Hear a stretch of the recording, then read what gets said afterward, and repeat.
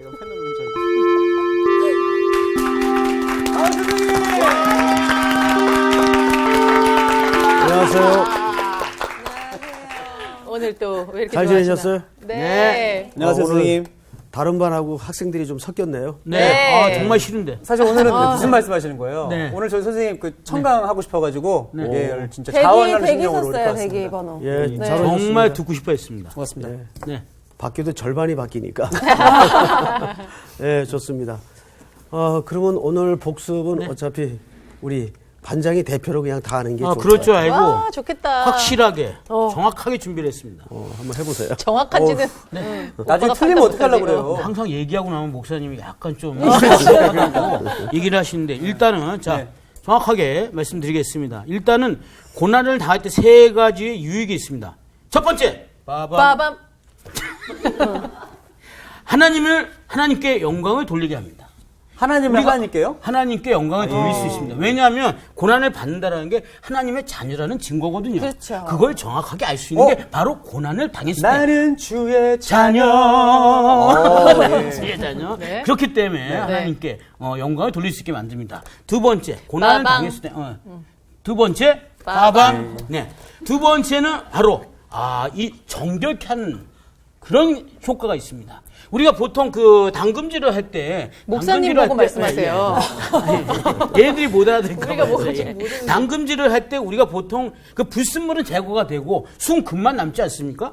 그거랑 마찬가지로 말이죠. 본질만 남는 거죠. 성경에서는 다 불순물은 없어지고 하나님의 말씀만 남게 돼 있습니다. 하나님의 사랑만 남게 돼 있습니다. 그래서 우리를 정결케 만든 것이 바로 뭐냐? 고난이라는 것입니다. 여러분.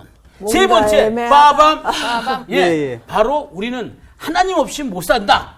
하나님을 의존할 수밖에 없는 그런 상태로 우리를 만들어주는 거죠. 그 전까지는 나만 믿었습니다. 나만 의존하고 그런 게 아니라 하나님께 모든 걸 의존할 수 있게 만든 것이 바로 고난의 장점이라는 것이죠. 와. 어떻게, 아니, 야, 근데 저는 진짜 우리 저기 상훈이 형이 저렇게 뭔가 열심히 하는 걸 처음 봤는데 지금. 아, 목사님 표정이. 계속 이렇게 열심히 하고 자, 있어요. 절 봐요. 예. 뭔가 지금까지 또 도전했죠. 복습 중에 네. 제일 정확히 얘기했어요. 이야. 이런 날이 웬일이야? 오는구나. 항상 그 뭔가 2%가 부족했는데 네. 우리 저기 상훈 학생의 그 제가 속으로 붙인 별명이 2% 부족이거든요. 아, 그렇죠. 예. 네, 근데 이제 오늘은 웬일이에요. 네. 야, 형 좋겠다. 자, 첫 번째가 뭐라고요? 첫 번째가 하나님께 영광을 돌리게 한다. 네, 네. 하나님께 영광. 왜냐하면 우리가 고난은 단순히 누가 뭘 잘못했기 때문에 고난을 받는 게 아니고 하나님의 자녀라는 본질이 세상하고 부딪히게 돼 있어요. 그렇죠. 그래서 그게 뭘로 돌아오죠? 고난으로 돌아온단 말이에요. 고난. 예? 그래서 하나님께 영광을 돌릴 수 있는 기회다. 자, 근데 두 번째는 정금같이 된다. 네. 그 정금같이 된다는 말은 우리 지난번 공부를 같이 한 학생들은 이해를 하지만 또 오늘 이제 배우기 위해 청강으로 오신 두 학생의 좀 이해를 돕기 위해서 예. 보충 설명을 제가 조금 하고 지나갈게요. 정금같이 된다는 것은 우리가 수련이 돼서 우리가 정금이 된다는 말이 아니죠. 혹시 수희 학생 이 말의 의미를 이해하죠? 네. 네. 여기서 정금같이 된다는 말은 아까 우리 상훈 학생이 본질만 남는다 그랬죠.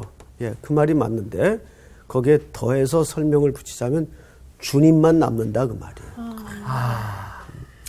거기까지 설명을 했으면 완벽해. 오늘 완벽했어요. 근데 그게 없으면은 좀 의미가 너무. 그래서 전달이- 별명이 2%가 세 번째는 오직 주님만 의존하는 법을 배워간다 그 말이죠. 예, 우리 성도가 신앙생활을 한다는 것은 어떤 치성을 쌓는 싸움이 아니에요. 어떤 상황 속에서도 하나님을 의지하는 법을 배워가는 거지 치성을 쌓는 싸움이 아니란 말이에요. 네. 그건 여타 종교에서나 하는 그렇죠. 율법주의 기준에서의 행위. 행동, 기초를 얘기하는 겁니다. 잘했어요. 네. 아주 좋았어요. 감사합니다. 자, 오늘은 우리 베드로전서 5장을 다 펴봅시다. 예. 오늘 수업 베드로전서 10강 목양의 세 가지 원리. 오늘 본문은 짧아요. 석절인데 담아진 내용은 결코 만만치 않습니다. 네. 자, 짧으니까 우리 전체가 1절서부터 3절까지 한번 합독하십시다. 네. 시작. 너희 중 장로들에게 권하노니 나는 함께 장로된 자요 그리스도의 고난의 증인이요 나타날 영광에 참여할 자니라. 너희 중에 있는 하나님의 양 무리를 치되 억지로 하지 말고 하나님의 뜻을 따라 자원함으로 하며 더러운 이득을 위하여 하지 말고 기꺼이 하며 맡은 자들에게 주장하는 자세를 하지 말고 양 무리의 본이 되라. 네. 오늘 이 세 가지를 석절을 나누도록 하죠. 우리가 이제 어차피 번역 성경을 읽다 보니까 그걸 또 영어로 풀어놓고 또 영어를 한글로 풀어놓다 보니까 간혹 아주 자주는 아니더라도 간혹 그 본래 의도가 좀 이렇게 애매하게 설명되는 경우들이 있어요. 자, 여기에서 너희 중 장로들에게 권한다. 그러면 성경을 읽는 독자 입장에서 난 장로 아닌데. 그 생각 한 사람 손 들어보세요. 예. 눈치 보지 말고. 예. 그 생각이 들어와야죠. 우리가 알고 있기로도 성경이라는 책은 보편적 가치가 있는 예. 누구에게나 필요한 책으로 알고 있는데 그러면 이 글은 장로님들에게만 쓴 내용일까? 그럴 리는 만무한데. 그렇죠. 그렇죠? 그래서 우리가 이걸 잘 살펴보면 이렇게 돼 있어요. 너희 중 장로들에게에서 쓰고 얘기하죠. 너희 중 장로들에게. 이것은 장로들에게 초점이 있는 게 아니에요. 너희 중에 초점이 있는 거예요. 이해가 되죠? 네. 너희 중. 근데 우리는 보통 이거를 여기에만, 물론 이분들에게 하는 이야기는 맞아요. 맞지만 사실 강조점이 여기 있는 거예요. 너희 중. 그럼 너희 중은 누구를 얘기하는 걸까요? 양떼들, 교인들, 양무리들을 얘기하는 겁니다. 그러니까 너희 중에 장로들에게 권한다는 이 말은 결국 그러니까 장로들도 너희 중에 한 사람이다 그 말이에요. 완전 이해가 됩니까? 이해가 잘 안 되는 것 같아요. 제 표정을 보니까. 응? 자, 다시. 선생님은 이해가 될 때까지 합니다. 네. 너희 중에 장로들에게. 그래서 우리는 이 문장만 보면 여기에 초점이 있는 듯 보여요. 근데 강조점이 어디 있다고요? 너희 중에 장로들에게. 그러니까 여기서 사실상 문법의 구조라든지 이 문맥의 내용을 보면 너희 중에 장로들에게라는 말은 이 장로들도 너희 중 포함된다는 개념이 아니라 너희 중에 한 사람이라는 얘기예요. 그런 뜻이 박유한 형제 됩니까? 네네. 안 됩니까? 됩니다. 되죠. 예. 예를 들어서 한 클래스에 반장이 있어요. 반장. 네.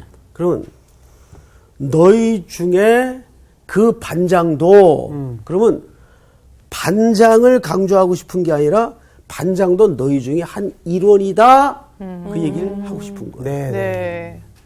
이해가 된다 안 예. 된다? 됩니다. 되죠? 네. 이 정도는 돼야 진도가 나갈 수 있어요. 네. 그러니까 리더보다는 멤버 같은 느낌이네요. 그렇죠. 예. 멤버 중에 한 사람이라는 리더도 얘기예요. 뭐 멤버 누구도 중에. 장로들도 장로들도. 근데 이제 우리가 여기서 한 가지 부서뜨려야 될 관점이 뭐냐면 자꾸 교회에서 이런 직분이나 또는 장로 안에는 목사직이 있어요. 그러니까 저도 장로예요. 원래가. 장로교. 예. 그렇죠. 저도 장로예요. 네. 근데 장로에는 두 반이 있죠. 장로에는 첫째, 치리만 담당하는, 치리라는 것은 벌 주고 이것만 치리가 아니에요. 다스린다는 의미도 있어요. 그러니까 양떼를 잘 케어하고 돌아보고 다스린다는 의미가 있단 말이에요. 치리만 하는 장로가 있고, 이 치리와 말씀, 선포를 겸해서 하는 장로반이 있어요. 이 사람을 우리는 교회적 행정용어로 목사님이라 그래요. 목사님. 그렇구나. 제가 사실은 넓은 의미에서는 장로예요. 근데 뭘 같이 맡았죠? 말씀을 가르치고 말씀을 선포하는 역할을 맡은 반을 목사반. 그리고 목사님을 도와서 양떼를 돌보고 치리만 담당하는 분들을 장로. 우리가 그렇게 프레스비타리언이라는 말이 그 장로교라는 뜻 아니에요. 네, 예. 자, 그러면 이제 여기에서 성경을 좀 볼까요? 5장 1절. 너희 중 장로들에게 권하노니 나는 함께 장로된 자요. 그럼 이거 누굴 얘기할까요? 베드로 얘기하는 거죠. 네. 그 베드로도 사실은 그런 의미에서 장로라 말이에요. 예. 장로된 자요. 그리스도의 고난의 증인이요 나타날 영광에 참여할 자니라. 자, 우리는 여기서 칼빈 선생님이 그런 이야기를 했어요. 항상 기도할 때 나도 저 양무리 중에 하나임을 기억해 주시옵소서. 하나님 앞에. 그러니까 저희도 항상 우리가 말씀을 가르치고 치리를 담당한 직능을 맡았지 그게 우리의 어떤 신분은 아니란 말이에요. 무슨 소리인지 알겠어요? 네. 그러니까 포지션하고 펑션하고 틀리죠. 네. 예, 우리가 그런 직능을 갖고 있는 거예요. 그러나 신분이 다른 건 아니란 말이에요. 신분은 여러분이나 우리나 다 일반으로 그리스도의 양떼의 개념으로 똑같아요. 그런데 항상 우리 교회 속에 이게 오늘날 계급화되어 있어요. 맞아요. 예. 계급화. 교회의 직분이 계급화되어 있단 말이에요. 이건 굉장히 심각한 교회 부패를 가져왔어요. 그래서 결국 루터가 종교개혁을 일으킨 그 이면에도 보면 저 직분의 신분화 내지는 계급화가 깊은 역할을 했습니다. 결국 종교개혁의 모든 그 근간에는 저것을 무너뜨리고자 하는 성경의 원리로 돌아가고자 하는 의미가 더 컸습니다. 여러분 한 군데만 찾아볼까요? 네. 네. 우리 디모데 전서 3장을 좀 보십시다. 디모데 전서 앞으로 좀 넘겨서 3장. 네, 3장 14절을 좀 보세요. 14절. 여러분 그 3장에 보면 1절에 이렇게 되어 있습니다. 쭉 미쁘다 이 말이요 곧 사람이 감독의 직분을 얻으려 함은 이렇게 감독의 직분이 나오고 또 집사의 직분을 쭉 밑에 소개합니다. 그러다가 교회 직분을 얘기하다가 14절을 보세요. 이렇게 되어 있습니다. 내가 속히 네게 가기를 바라나 이것을 네게 쓰는 것은 이것은 이제 사도 바울이 에베소에 남겨진 디모데에게 쓰는 글입니다. 쓰는 것은 만일 내가 지체하면 바울이 가려고 했지만 사정이 생겨서 가지 못할 경우가 생기면 그 말이에요. 너로 하여금 하나님의 집에서 어떻게 행하여야 할지를 알게 하려 함이니 교회를 뭐라고 묘사했죠? 하나님의 집. 하나님의 집. 자, 저를 보세요, 여러분. 하나님의 집이라는 말은 집 할 때는 오이코스를 얘기해요. 오이코스. 그게 집이에요. 근데 사실은 단어적 의미로는 집이지만 그 집이라는 개념 속에 갖고 있는 핵심 가치는 가족이라는 이야기를 하고 있는 거예요. 우리가 하나님의 뭐예요? 가족이란 말이에요. 그러려면 네. 가장 중요한 전제 조건이 있죠. 하나님의 가족은 어떻게 되는 겁니까? 하나님을 아버지로 모셔야 됩니다. 그렇죠? 예. 단순하게 생각하면 오히려 정답이 나와요. 너무 복잡하게 생각했는데. 너무 오묘하게 복잡하게 생각하면 정답이 안 나와요. 하나님의 자녀가 되면 되죠. 네. 성우 형제. 예. 예, 눈길 피하지 말고 절 봐요. 어떻게 하나님의 자녀가 돼요? 네? 어떻게 하나님의 자녀가 되냐고. 어떻게 하나님의 자녀가 되냐고요? 갑자기 복잡해졌어. 단순하게 계속하세요. 단순하게 생각해. 어떻게 하나님의 자녀가 되냐면 예수님을 믿음으로. 맞아요. 와, 진짜 단순하게 생각했는데 그게 다였어. 요한복음 1장 12절 말씀이 그 말씀이죠. 영접하는 자, 그 이름을 믿는 곧 그 이름을 믿는 자들에게는 예수님을 믿는 자들에게 하나님의 뭐가 되는 권세? 자녀가 되는 권세를 주셨으니 이는 혈통으로나 육정으로나 사람의 뜻으로 나지 아니하고 오직 하나님께로서 난 자들이라. 하나님의 택한 백성이 되었다 그 말이에요. 네. 예? 네. 자, 그런데 디모데전서 3장 14절을 다시 보십시다. 15절을 하나님의 집에서 어떻게 행하여야 할지를 알게 하려 함이다. 이렇게. 자, 여러분 보세요. 어떻게 행한다. 이걸 좀 설명을 드릴게요. 첫째, 지금 바울이 디모데에게 쓴 개인 서신이에요. 이 디모데서는 바울이 교회에게 쓴 서신이 아니에요. 바울과 디모데라는 사제, 스승, 제자 간에 쓴 개인 서신 형식이에요. 그런데 디모데는 지금 어디에서 목회를 하고 있는가 하면 에베소에서 목회를 하고 있어요. 원래 여기에 바울도 있었어요. 바울과 디모데가 같이 목회를 하다가 바울은 사정이 생겨서 마게도니아로 먼저 급하게 떠납니다. 그래서 마게도니아에 도착을 했는데 이때 디모데는 여러 가지로 연약한 사람이었어요. 건강도 안 좋고 또 좀 내향적이고 소심하고 이런 캐릭터를 성경에서 소개하고 있습니다.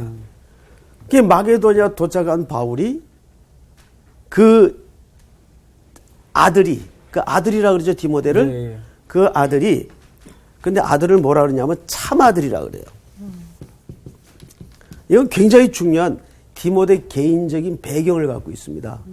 왜 참아들인가 하면 디모데는 사도행전 16장에 보면 그의 가족 백그라운드가 소개가 되는데 아버지가 헬라인이에요. 그리고 어머니가 유대 여자예요. 어머니가. 그러니까 혼혈인이죠. 그런데 이 디모데가 유대인으로 늘 인정을 받고 대접받는데 항상 그런 혈통적 컴플렉스가 있었어요. 여러분, 우리도 주변에 그렇게 혼혈인으로 살아가는 자매나 형제들 보면 우리 교회도 이제 있어요. 그런 자매들이. 그러면 참 그 자라온 성장 과정이 마음이 짠해요. 아픔이 많고. 디모데도 사실은 그런 입장에 있었어요. 근데 그런 디모데의 성장 배경을 염두에 해서 사도 바울이 믿음으로 낳은 아들이라는 의미에서 참 아들이라고 표현을 해줍니다. 그러니까 이런 세심한 성령에 감동된 단어 하나만으로도 우리가 하나님이 인간과 자녀에 대한 따뜻한 가슴 뭉클한 표정을 여기서 읽을 수 있는 거죠. 그래서 이 아들에게 마게도니아 편지를 쓴 게 디모데전서예요. 자, 그럼 잘 보세요. 디모데전서라는 개인 서신이지만 그래서 디모데 개인에게 편지를 썼지만 디모데 뒤에 뭘 봤을까요, 바울은? 교회를 본 거예요. 자, 이 원리가 오늘 어마어마하게 중요합니다. 박유한 군 넘어 하나님은 항상 뭘 보죠? 교회를 봐요. 왜? 박유한 군이 교회 한 일원이니까. 그래서 하나님이 집이라고 또 표현을 드리고. 그렇죠. 가족이란 말이에요. 그러니까 하나님은 항상 나를 구원하시고 나를 사랑하시지만 나를 넘어서 하나님은 뭘 염두에 두세요? 교회. 교회. 이 교회는 로컬 처치를 얘기하는 게 아니라 장차 충만히 완성될 하나의 교회, 유니버설 처치라고 그러죠. 그 교회를 우리 김상훈, 안수지, 박요한, 조수희를 넘어 하나님이 보시는 거예요. 그러니까 이걸 생각해 보면 전율이 와요. 왜? 야, 내 행동 거지 하나하나가 이게 하나님의 교회를 대신하고 대표하고 있다. 여러분 실제가 원리상 그렇습니까? 안 그렇습니까? 맞습니다. 그래서 그 디모데전서를 마저 한번 보십시다. 그러고 나서 15절을 우리 그 상훈 학생이 한번 읽어보세요. 만일 내가 지체하면 너로 하여금 하나님의 집에서 어떻게 행하여야 할지를 알게 하려 함이니. 네, 여기까지만요. 여기까지. 근데 이거 설명하다가 아까 말았어요. 바울이 디모데에게 내가 늦게 가거든. 네가 하나님의 집, 즉 하나님의 자녀들에게 어떻게 행하여야 할지를 지금부터 하겠다. 근데 어떻게 행하여야 할지. 여기서 어떻게 행하여야 할지 이 말을 원문상 다시 재번역을 하자면 네. 이게 무슨 뜻이 되냐면 저 말 속에 뿌리, 어의 속에 감춰져 있는 아주 엉뚱한 이해 하나가 있어요. 뒤집어 엎다 그 말이에요. 이해가 돼요? 뒤집어 엎다. 네. 어떻게 행하여야 할지를 알게 하려 함이. 이 말 뒤집어 자체가 뒤집어 엎다 그 말이에요. 그 업사이드 다운을 얘기하는 거죠. 이거를 묵상하다가 깊이 공감이 됐어요. 왜 공감이 되는가 하면 이것은 에베소 교회, 여러분 에베소 도시가 어떤 도시입니까? 에베소 도시는 홍고지죠. 네? 그 저기. 아데미 신전이 있는 네네네. 어마어마한 우상 숭배의 도시요 철학을 숭상하는 도시예요. 그 도시적 성격 속에 지금 연약한 디모데가 목회자로 담당을 하고 있어요. 그러면 그 치열한 상황이 조금이라도 상상이 되죠. 네. 그 디모데에게 어떻게 행하여야 할지라는 말은 뒤집어 엎는 걸 얘기하는데 그 도시 사람들이 그런 세속적 가치와 우상 숭배의 이해와 그 오랜 문화의 축적 속에 그 DNA화 돼 있어요. 그들이 어느 날 복음을 들었습니다. 하루아침에 모든 속이 다 바뀌어질까요? 아니죠. 그렇게 안 돼요. 네. 그럼 그들이 그리스도의 이름으로 모여서 새로운 가치, 새로운 목적, 새로운 사람으로 이제 공동체, 교회라는 이름으로 시작이 되면 어떻게 될까요? 이걸 매일 갈아엎어야 되는 거예요. 이해가 됩니까? 네. 이걸 보통 우리가 뭐라 그러냐면 목회라 그래요. 목양이라 그래요. 양을 친다 그 말이에요. 자, 그래서 베드로전서로 다시 돌아가 보세요. 예. 이렇게 되어 있습니다. 1절 너희 중 장로들에게 권하노니 나는 함께 장로된 자여 그리스도의 고난의 증인이요 나타날 영광에 참여할 자니라. 여기에도 고난과 영광이라는 극한 네. 개념이 대치되어 있죠? 네. 왜 고난입니까? 하나님의 자녀의 증거. 우리 아까 복습하면서 공부한 내용이 뭐예요? 그거예요. 그리스도로 생리가 안 맞는 세상에서 산다는 것은 그 자체가 환난이에요. 그 자체가 고난이에요. 그 얘기를 하는 겁니다. 그런데 그 고난은 뭘 바라봄이 있는 고난입니까? 영광. 장차 우리에게 덧입혀질 그 영광. 그래서 항상 너희가 믿으면 영광을 보리라는 말의 의미가 뭐냐면 믿는다는 것은 단순히 단선적으로 그리스도만을 내가 영접하고 믿는다 그 얘기가 아니에요. 의인은 뭘로 살리라 그랬죠? 로마서에서? 믿음으로. 믿음으로 산다는 게 믿음으로 살아가면 그 얘기예요. 네? 그 단회적인 믿음을 얘기하는 게 아니고 이 믿음은 얻었고 얻어지고 있고 얻어질 것이잖아요. 믿음의 3시제가 있잖아요. 그러니까 그 믿음은 어디를 향해 가고 있는 겁니까? 믿음의 삶이라는 것은 장차 도래할 그리스도의 영광과 맞물려 있단 말이에요. 자, 그러면 그 영광은 누가 가져다 줄 영광인가 하면 예수 그리스도께서 가져다 줄 영광이라서 예수 그리스도를 소망이라고 말하는 거예요. 소망. 우리 그건 지난 시간인가 지난 시간에 배웠습니다. 물론 기억이 안 나시겠지만. 자, 근데 성경을 또 보십시다. 2절을 우리 박유한 학생이 한번 읽어보세요. 네. 너희 중에 있는 하나님의 양 무리를 치되 억지로 하지 말고 하나님의 뜻을 따라 자원함으로 하며 더러운 이득을 위하여 하지 말고 기꺼이 하며. 네. 유한 형제. 네. 양무리를 친다는 게 뭘까요? 막 때리는 걸 얘기할까요? 아니, 잘 이렇게 케어를 해주는 거죠. 위험하지 케어라는 않게. 고급 용어를 썼는데. 제가 유일하게 아는 단어가. 생낸다. 이렇게 새로운 학생을 놀려먹는 재미도 괜찮아요. 이제 우리 그 요한 형제가 좀 고급스러운 표현을 했는데, 케어. 그러면 요한 형제 말 나온 김에 예. 마지막 대답을 한번 해보세요. 케어의 가장 우선순위가 뭘까요? 영어로 얘기해야 맞아요. 돼. 케어가 영어로 해야 돼. 무슨 영어로 해야 돼. 너 이제. 케어요. 뭐 다들 자꾸 왜 영어로 그러세요, 얘기해. 지금? 다들 왜 그러시는 거예요? 우선순위요? 그러니까 내 입장이 아니라 양의 입장을 먼저 바라봐야 될 것 같아요. 제일 편안하고 좋은 어떤 환경을 만들어주기 위해서. 아니죠. 아니지. 아니야? 반대지. 한데요? 우리 그러면 아니죠 한 분이 한번 얘기해 보세요. 네? 아니죠 한 분이 한번 얘기해 보세요. 질문이 뭐예요? 일단 무조건 아니라고 했나요? 자, 무조건 절반. 아니라고 그랬어. 네. 양무리를 친다는 것은 네. 목회적 돌봄. 네, 그렇죠. 우리 요한 형제는 케어로 설명을 했는데 네. 네. 그 케어의 가장 우선순위가 어떤 내용이어야 할까요? 일단은 하나님이셨으면 어떻게 하셨을까를 먼저 기도를 해야 되고 상상을 해야 됩니다. 네, 해봐요. 상상을 네? 해보라고. 그렇게 해서 케어를 해야 된다고.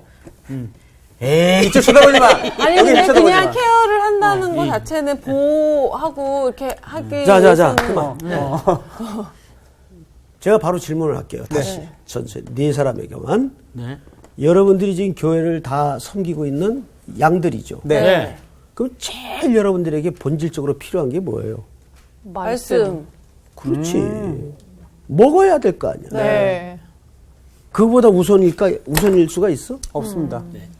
왜 그 전공이면서 왜 그 대답을 못해? 그러니까. 여기 찬양 전공이라 가지고 제가 단순하게 생각했어야 먹는 거, 되는데 먹는 거. 너무 깊게 들어갔어요. 그렇지, 제가. 먹여야지. 네. 맞아. 그러니까 여러분들이 양떼 입장에서 생각을 해보니까 제일 필요한 게 뭐야? 양은 아침에 일어나서 우리 목자 멋있다. 필요 없어. 네, 맞습니다. 우리 목자는 튼튼해. 필요 없어. 네.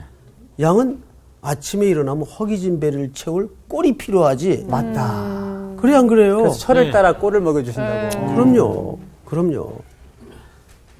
양은 배가 불러야 돼요. 그렇죠. 근데 우리 그 상훈 형제 배고플 때 나타나는 자기 증상이 뭐예요? 많지. 막 짜증 나죠. 일단은 짜증도 나고 네. 쇼크가 일단은, 오시는 거 아니에요? 예. 온몸에 힘이 쫙 빠지면서 마치 저혈당 증상처럼 그냥 쓰러지는 그런 느낌? 그 정신이 혼미해지면서 죄송한데 지금 병원에 오신 거예요? 지금 사실 약간 그래요. 예. 이게 정상이에요. 양은 배가 고프거나 영적으로 꼴을 충실히 먹지 않을 때는 병이 들어요. 병이 들어요. 그 병 들다 보니까 자꾸 이상한 은사 집회 쫓아다니고 또 간식 먹다가 탈나고 그래 안 그래요? 맞아요. 맞습니다. 예. 그러니까 교회 성도들이 이렇게 돌아다니는 게 왜 그러냐 하면 양떼들이 꼴을 충실하게 보충되지 않으니까 자꾸 다른 데 기웃거리는 거예요. 근데 음식이랑 비교하니까 진짜 마음에 확 오는 것 같아요. 그럼요. 밥 한 끼 제대로 안 먹으면은 진짜 쓸데없는 거 이것저것 계속 주워 먹게 되잖아요. 불량식품 먹고. 건강에는 별로 도움이 안 돼도. 그 불량식품 먹다 보니까 막 해롱해롱 해가지고 막 담임 목사님한테 예수 믿습니까? 막 물어보고. 야, 그거 많이 해롱했는데. 와, 많이 해롱했는데. 그 이제 맛이 한참 간 거죠. 저는 그런 경우를 많이 겪었어요. 네. 또 한창 이렇게 신앙적으로 정리가 안 된 청년들 중에는 네. 유난히 그런 친구들이 있어요. 그래서 어쨌든 여기서 양을 친다는 이 돌봄의 가장 우선순위의 핵심 가치는 꼴을 먹이는 거예요. 자, 그러면 여기에서 이제 문제가 생겨요. 예. 지금 어쨌든 너희 중에의 강조점이 있지만 지금 누구에게? 장로에게. 그러면 여기서는 사실상 물론 이 치리만 담당한 장로도 있겠지만 무슨 장로도 있어요? 목사. 말씀을 담당한 장로들이 있어요. 그럼 말씀을 담당한 교회 지도자들이 우선적으로 붙들고 씨름하고 집중해야 될 게 뭘까요? 말씀. 말씀을 가르치는 거예요. 그렇지. 그래서 이제 저도 이제 학교에서 제자들하고 이렇게 수업을 할 때 첫 시간에 묻는 질문이 있어요. 이제 신대원생들이죠, 물론. 목사는 누구냐? 이걸 물어요. 목사는 누구냐? 그러면 이제 뭐 이런 대답을 해요. 뭐 이런저런 대답을 해요. 다 내려놓고 하나만 얘기해라. 하나만 정의해라. 목사는 누구냐? 목사는 설교자예요. 말씀을 가르치고 전하는 자예요. 나머지는 그 다음이에요. 뭐 신방도 잘해야 되고 먹기도 잘해야 되고 운동도 잘해야 되고 모든 걸 다 잘하면 좋겠지. 나머지는 그 다음이에요. 이왕이면 잘생기면 좋겠지. 저 박유한처럼. 야, 잘생겼어. 그래도 저렇게 비주얼이 복음의 장애가 되는 얼굴이 되어서는 제가 그 얘기를 하는 겁니다. 이게 칭찬이 아닌 것 비본질에 같아. 관심을 갖게 돼요. 칭찬이 아닌 것 이렇게 너무 이제 믿음이 제가 정말 이건 충만해지네요. 조커예요. 또 시험 들지 마세요. 그렇죠. 네, 사실 이렇게 부담 없이 주물렀다 놓은 것처럼 예. 실제 그 독일 기독교 사회 보면 이제 우리보다는 아무래도 기독교 역사가 뿌리가 길지 않습니까? 네네. 별의별 일들이 다 있었어요. 역사를 보면 목사를 선택하는 기준 중에 외모도 있었습니다. 외모도. 그때 태어났다면 큰일 날 뻔했죠. 너무 아니, 다행이다. 상원 학생을 두고 한 얘기가 아니고 너무 나를 다행이에요. 두고 한 얘기예요. 네. 나를. 네. 근데 너무 쳐다보고 계신데요. 이제 뭘 강조하고 싶은가 하면 나머지는 본질이 아니란 말이에요. 네. 목회자가 양 때의 가장 중요한 본질은 말씀. 양에게 꼴을 그것도 건강한 꼴을 먹이는 겁니다. 그리고 진리로부터 그들을 보호해 주는 거예요. 그래서 우리가 성도의 입장에서도 한번 생각을 해봐야 돼요. 오늘날 교회 이렇게 일반적인 형편들을 보면 목회자에게 불필요한 요구가 너무 많아. 맞아. 그러니까 만능이 돼야 돼. 아주 탤런트처럼. 근데 그거는 굉장히 위험한 현상입니다. 맞아요. 좋은 목회자는 말씀을 집중하고 거기에 인격적인 뒷받침과 삶이 뒷받침되는 이런 목회자가 좋은 목회자라고 할 수 있지. 네. 뭐 우리 목회자는 또 매너도 좋고 그건 그 다음이에요. 요즘 그 어떤 드라마 의사 나오는 드라마 있죠? 네. 거기에 그 대사 하나가 참 찡하게 남는 게 수술실에는 살려야 될 환자밖에 없다. 예? 수술실에는 살려야 될 환자밖에 없다. 그것이 사실은 목자의 마음이어야 돼요. 맞습니다. 그렇죠? 포기할 환자는 없다는 얘기예요. 하다가 죽는 한이 있겠죠. 죽는 수도 있겠죠. 그렇지만 의사는 어떤 심정으로 메스를 들어야 된다는 얘기일까요? 살려야 된다는 훌륭한. 제가 그래서 그 드라마를 아주 요즘 즐겁게 진짜 멋있네. 청취를 합니다. 네, 아주 명언이 많이 나옵니다. 아니, 거의 교회 얘기예요. 네. 거의. 그러니까 교회는 살려야 될 성도밖에 없잖아요. 당연하죠. 진짜. 포기해야 될 성도는 없단 말이에요. 예. 자, 그 다음에 3절을 한번 보십시다. 네. 3절 보기 전에 억지로 하지 말고 하나님의 뜻을 따라 자원함으로 하며 더러운 이득을 위하여 하지 말고. 자, 여러분, 더러운 이득이 뭘까요? 여기서 말하는 더러운 이득은, 이거 시간을 좀 제가 분배를 잘 못해가지고 지금 끝나야 되는데, 요것만 얘기하고 마칠게요. 네. 다음 주에 더 해요. 이거 아주 중요한 얘기입니다. 당시에는 거짓 교사들이 많았어요. 그리고 순회 교사들이라고 있었어요. 돌아다니면서 가르치는 거. 근데 그때는 정해진 사례가 없죠. 그래서 어떤 형태의 생활비가 지급이 되냐면 누가 더 청중을 많이 모으느냐. 야. 희한하죠? 네. 그러면 자연히 무엇을 중요하니까 핵심적으로 전해야 되겠다는 내용에 치중하기보다는 어디에 치중이 될까요? 많이 사람 모아야 모으는데. 되니까. 감동과 네. 감화와 센 거. 센 거, 센 것들. 자극적인 네, 거. 맞아요. 자극적이고. 그러면 더 센 게 또 필요해. 네. 그러다 보면 뭐가 발달할까요? 그냥 사기치기 시작하는 거죠, 이게 이제. 막장이 되는 거지, 막장. 우리 유한영지 표현이 일단 좀 좀 저렴합니다, 제가. 죄송합니다. 쾌감이 있어. 쾌감이. 제가 조금 저렴해요. 아주 자극적이야. 예. 보세요. 그게 뭐냐면 수사하기. 그게 저런 좋은 표현이 있구나. 수사하기에. 수사. 그래서 이때 발달된 학문이 수사학이에요. 와. 요즘도 그 설교자들 대상으로 뭐 스피치 훈련 뭐 이런 거 하잖아요. 맞아요. 네? 그런 게 필요하긴 한데 그건 본질이 아니에요.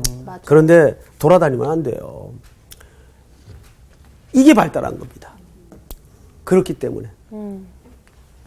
그 사실은 우리가 세 가지 요소가 있어요. 내용과 진정성과 딜리버리, 능력.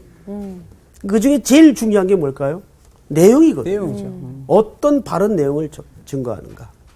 근데 그 당시에 이 더러운 이익이라는 것은 돈을 보고. 이런 식의 형태의, 그러니까 물질이 주 목적이 된 가르침.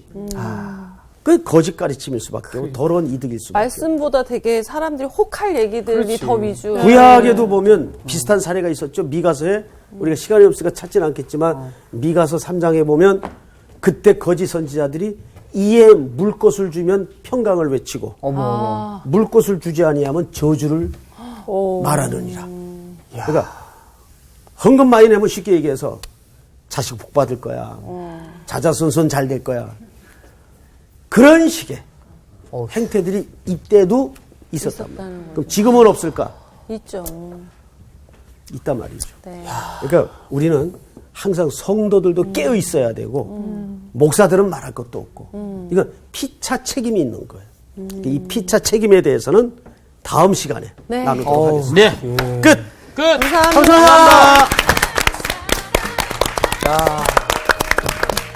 야, 우리 오늘 청강 정말 잘 왔습니다. 네, 귀한 얘기 들었네. 참 우리나라에 참 지금 시대에도 거짓 교사들이 많잖아요. 솔직히 말 좀 이렇게 개비는 자도 많이 있고, 진짜 아까도 뭐 얘기했지만 자극적인 말 많이 해가지고 사람 모아가지고 인기 강사인 것처럼 하는 사람들 너무 많이 봤는데, 사실 저는 그때마다 안타깝거든요, 솔직히. 근데 이거를 갖다가 좀 속 시원하게 오늘 딱 이렇게 이런 얘기 딱 들으면서 마음이 확 풀리네요, 좀. 예. 풀리면서 이걸 쫓아가야 돼. 뭐. 본질을. 그렇죠. 이런 말씀을 들으면서 정작 이걸 가장 인용해야 될 당사자들은 내 얘기가 아니라 자기 얘기 아니라고 생각할 것 같아서 난 그게 좀. 그러니까요. 네, 그러니까 이게 양누리들한테 가장 중요한 거는 일단 먹이는 건데 그걸 우리가 영적으로 생각하니까 진짜 말씀 잘 양육하는 거고. 그러니까 양누리들이 자꾸 이렇게 양치기를 안 따라가고 이탈하는 이유도 지들이 배고프니까 자꾸 다른 데 눈 돌리다가 맞아. 위험한 데 가고 늑대 만나고 이렇게 되는 양무리를 거잖아요. 제대로 먹이지 못하는 거죠. 그러니까. 그 양의 습성 중에 하나가 주인 말밖에 안 듣는데요. 아. 그러니까 우리는 하나님 말만 듣고 따라가는 거예요. 근데 우리도 어쨌든 어떤 공동체의 리더로서 또 이렇게 내 밑에 우리가 있을 수 있잖아. 저 말씀이 꼭 목회자들뿐만 아니라 우리 개인적으로도 좀 적용해 볼 필요가 있을 것 같아요. 그래서 네. 우리도 진짜 주님이 공급하시는 꼴만 먹읍시다. 그럽시다. 꼴을 먹으러 합시다. 자, 이 꼴이 뭡니까? 예? 꼴을 먹으러 합시다. 이런 이 꼴 저 꼴 보지 말고 합시다. 이번 주 퀴즈입니다. 모세가 12명을 보내 가나안 땅을 정탐한 곳은 어디일까요? 1. 아라바 광야 2.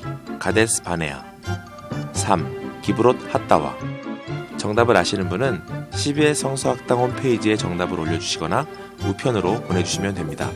보내실 곳은 서울특별시 양천구 목동 서로 159의 1 CBS 성서학당 담당자 앞입니다.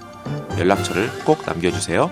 선정되신 분들에게는 하나님의 말씀을 전 세계에 보급하는 대한성서공회에서 성경, 송태근 선생님의 쾌도남마 사무엘상, 김기석 선생님의 광야에서 길을 묻다, 말씀의 빗속을 거닐다, 성경 통독을 위한 최고의 자습서 성경 2.0 가운데 하나를 드립니다.